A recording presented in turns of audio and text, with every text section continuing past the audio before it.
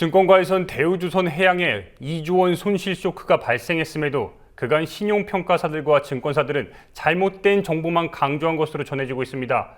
위험을 충분히 눈치채고도 투자자를 보호하기 위한 감시, 경보의 역할을 전혀 하지 않았다는 지적인데 최요한 시사경제평론가와 함께 이 사안 짚어보겠습니다. 안녕하십니까? 예, 안녕하십니까? 대우조선해양의 2조 원 손실 쇼크, 도대체 어떤 상황인 겁니까? 이게 제 조선업의 부실은요, 작년에 뭐 저유가 문제라든지 해양 플랜트 사업의 좀 부실이라 이런 것들 때문에 더군다나 삼성중공업과 현대중공업 굉장히 영업 손실을 봤거든요. 그런데 뜬금없이 올해 영업이익을 보니까 유독 대우조선해양만 작년 영업이익이 4,500억이라는 거예요. 이건 사실 말이 안 되거든요.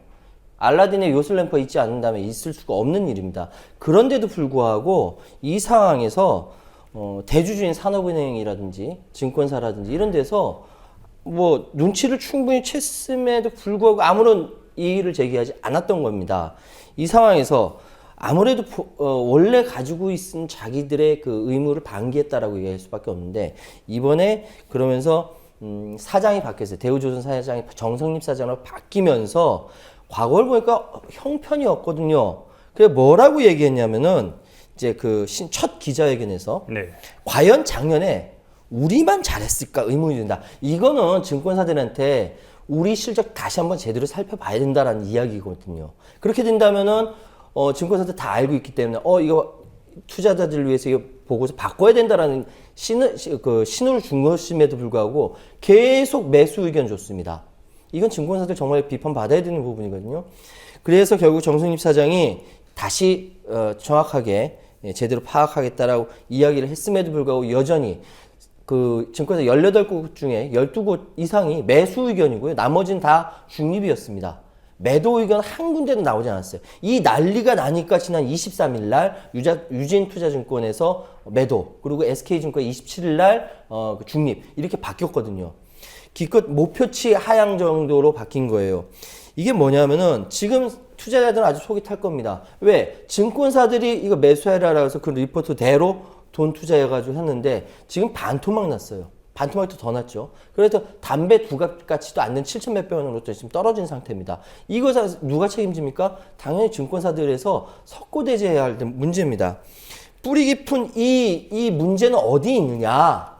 왜 뻔히 그 손실 날 거를 다 예측하고 눈치챘음에도 불구하고 왜 이런 현상이 벌어지냐? 이거는 매도 리포트에 대한 기피 문화가 있다는 거죠. 즉 어떤 애널리스트가 어떤 회사에 대해 예를 대우조선해양 같은 큰 회사에 대해서 매도해야 합니다라고 레포트를 내게 되면은 주변에 있는 애널리스트들은 물론 그 회사로부터 왕따를 당하는 이런 잘못된 뿌리 깊은 매도 그 리포트 기피 문화가 있었던 거예요. 그러니까 작년 1년 동안 국내 증권사에 있는 기업 분석 보고서 중에 28,700여 건 중에 겨우 매도 의견을 낸 보고서 다른 회사 다 0.1%밖에 안 돼, 23건밖에 안 된다는 거예요. 그러면 투자자는 지금까지 증권사에서 얘기하는 거 다 믿고 이렇게 했는데 그걸 자기들이 그 상황의 문화가 이래서 못했다. 이건 투자자 속이는 거 아닙니까? 결국은 이런 문제들이 뿌리 깊게 박혀 있다 보니까 이런 문제가 드러난 겁니다.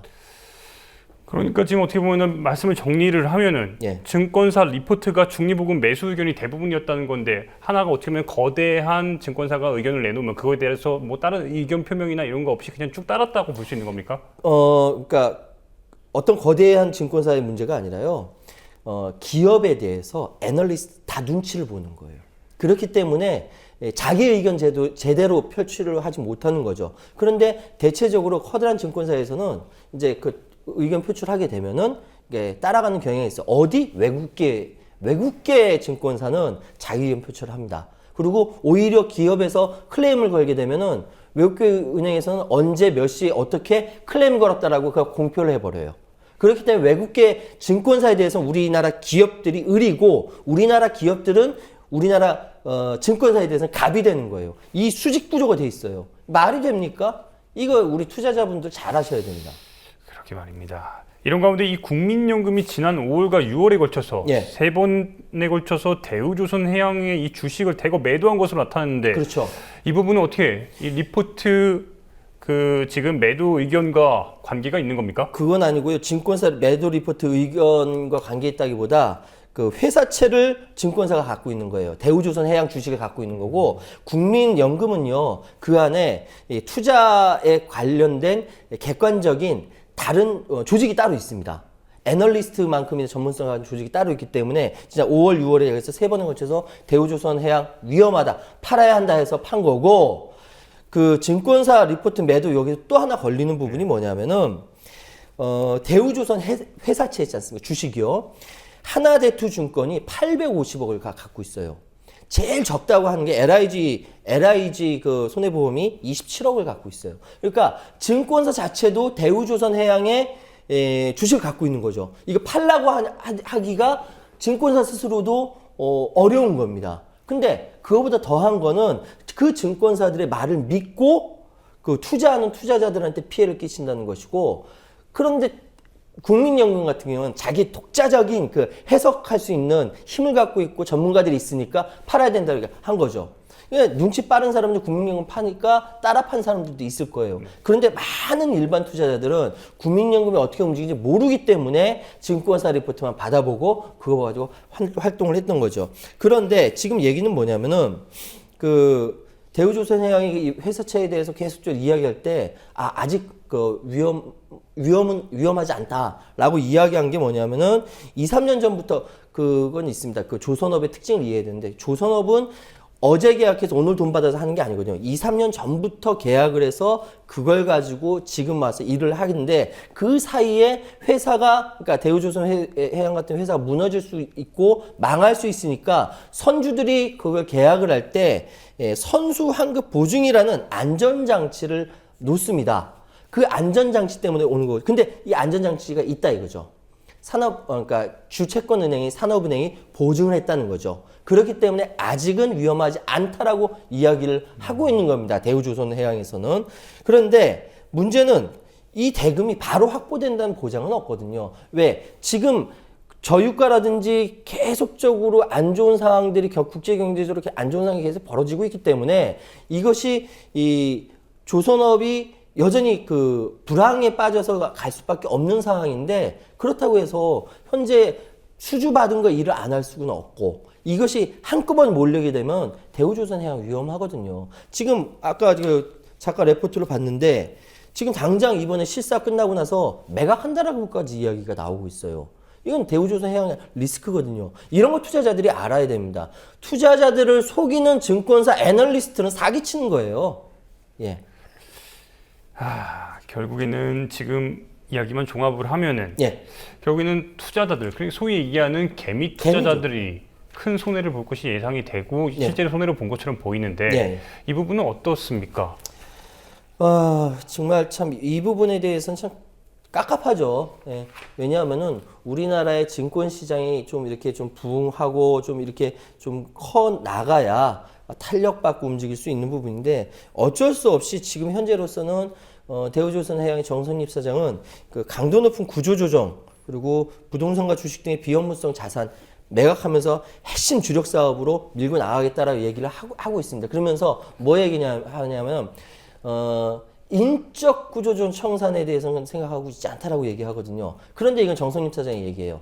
주 채권은행인 산업은행은 그렇게 생각하지 않는다는 거죠.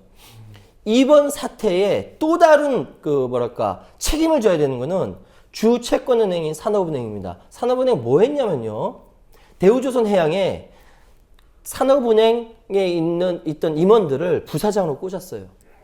부사장으로 여러 명 꽂았어요. 부실에 대해서 산업은행도 책임이 있는 겁니다.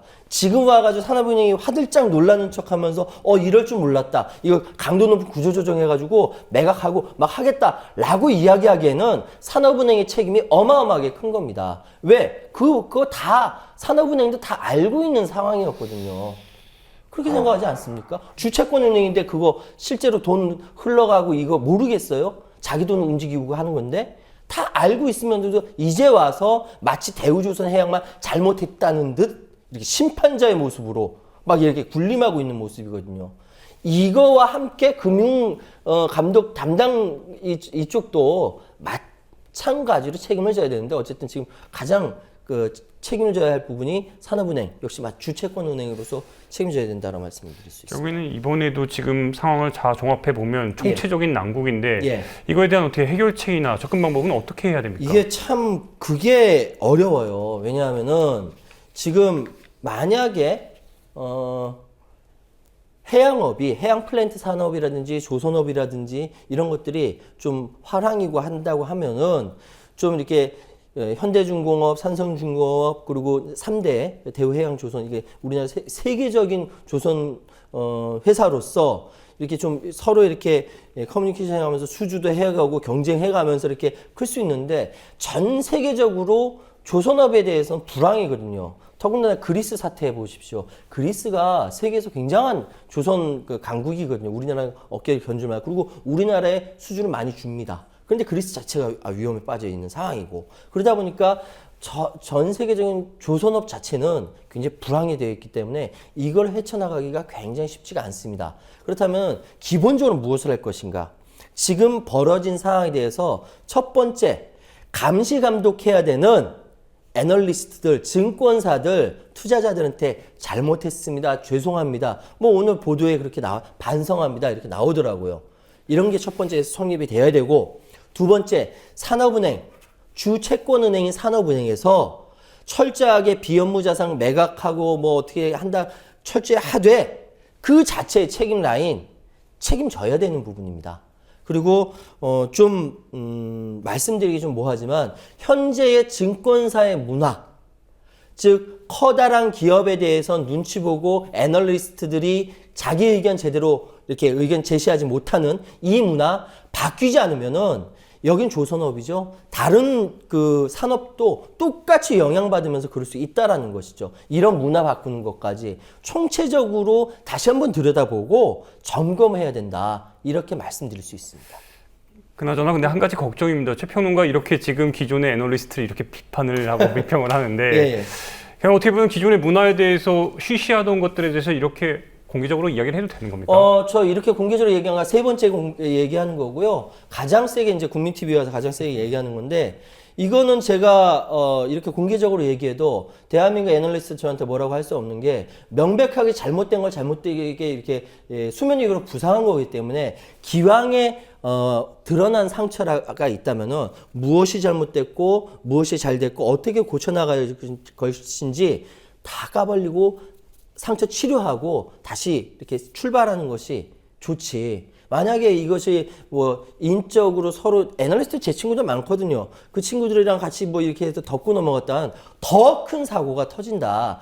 대한민국 IMF가 터져서 망할 뻔했던 이유는 뭐냐면은 그런 부실이 있음에도 불구하고 서로 인맥관계에 묶여가지고 쉬쉬쉬쉬 하다가 대통령한테 엉뚱한 보고나하고 이러면서 망할 뻔했던 것이거든요. 이거 다시 한번 반복하면 안 되거든요. 그래서 다시 한번 말씀드리는 겁니다.